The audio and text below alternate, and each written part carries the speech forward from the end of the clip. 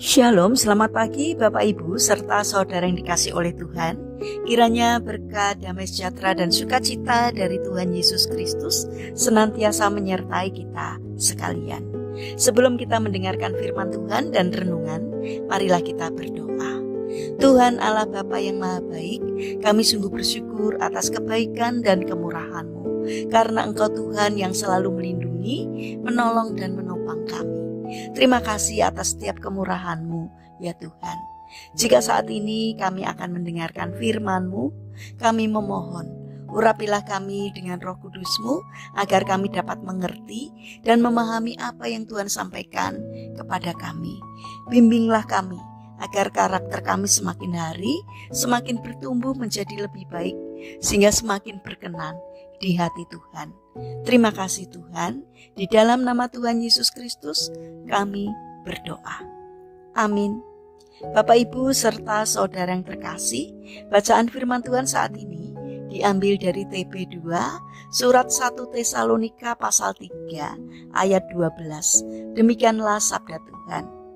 Kiranya Tuhan menjadikan kamu bertambah-tambah dan berkelimpahan dalam kasih seorang terhadap yang lain dan terhadap semua orang, sama seperti kami juga mengasihi kamu. Tema renungan saat ini adalah membangun cinta kasih. Bapak Ibu serta saudara yang dikasih oleh Tuhan, seorang wanita kaya raya mengalami rasa sepi yang sangat mendalam. Meskipun ia dikelilingi kenalan yang berkelas dan mampu membeli barang-barang yang mewah yang diinginkannya, tapi semua itu tetap saja tak memberi kebahagiaan baginya. Hidupnya tidak nyaman karena ada ruang kosong di dalam hatinya yang tak terpuaskan oleh limpahan materi semata. Di puncak kegalauan batin itu, ia memutuskan untuk mengakhiri hidupnya. Aku akan pergi ke sungai untuk mengakhiri hidupku, katanya dalam hati. Dengan pikiran yang melayang-layang, ia berjalan ke sungai, di mana ia akan mengakhiri hidupnya. Di perjalanan tiba-tiba ia merasakan sebuah tangan kecil menarik-narik roknya. Dengan refleks matanya memandang ke bawah, ia melihat seorang bocah tak berdaya sedang menarik-narik roknya. "Nyonya, kami ada 6 bersaudara dan sedang sekarat karena kelaparan," kata anak itu merintih. Wanita itu terdiam. Ia berpikir sejenak. Kenapa aku tidak meringankan beban keluarga anak malang ini? Aku punya banyak harta dan aku tak akan memerlukannya lagi. Semua kekayaan itu tidak akan aku perlukan kalau aku sudah mati nanti. Wanita itu menunda niatnya untuk bunuh diri dan mengajak anak itu berjalan ke rumah kesengsaraan mereka.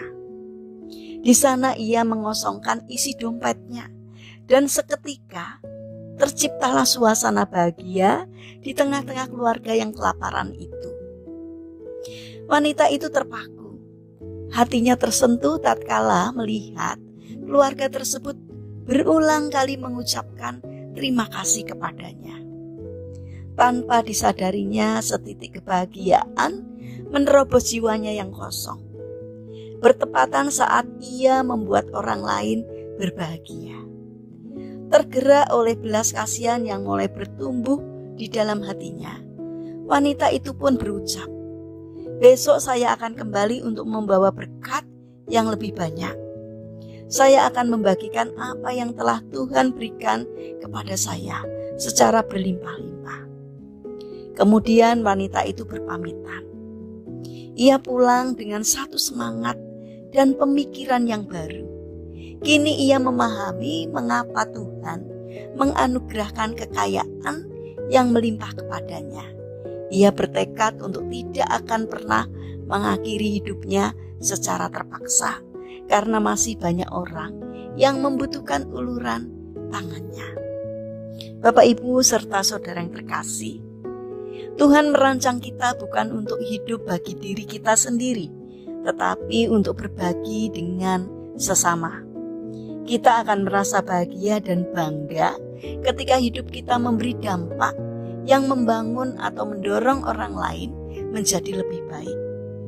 Jika kita berhasil mengembangkan sikap mulia ini, maka kita akan merasakan kepuasan tersendiri yang nilainya sangat tinggi.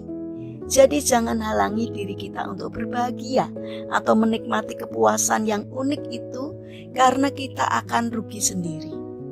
Untuk itu bangkitkanlah kepedulian dan cinta kasih terhadap orang tua, anak, rekan sekerja, tetangga, teman, atau mereka yang membutuhkan uluran tangan kita. Buatlah mereka bahagia, maka kita juga akan turut berbahagia. Mari kita bangun karakter peduli terhadap orang-orang yang ada di sekitar kita, agar hidup kita dapat menjadi berkat bagi sesama. Mari kita berdoa. Tuhan Yesus yang Maha Baik, ajarilah kami untuk saling mencintai, berbagi dan peduli. Kami tahu Engkau sering mengirimkan kepada kami orang-orang yang membutuhkan pertolongan. Bukalah hati kami dan berikan kepekaan yang besar, agar kami dapat melanjutkan karya kasih Tuhan di dunia ini. Bapa yang Maha Baik, kami ingin menyerahkan seluruh aktivitas kami hari ini ke dalam tangan-Mu. Kami mohon penyertaan dan pertolongan Tuhan. Berikanlah kesehatan kepada kami dan juga kepada orang-orang yang kami kasihi. Kami mohon kiranya Tuhan yang menolong dan memberkati kami. Terima kasih Tuhan. Kami saat ini berdoa untuk saudara-saudara kami yang mengalami sakit atau lemah fisik. Kiranya Tuhan berbelas kasih, Tuhan menjamah dan menyembuhkannya.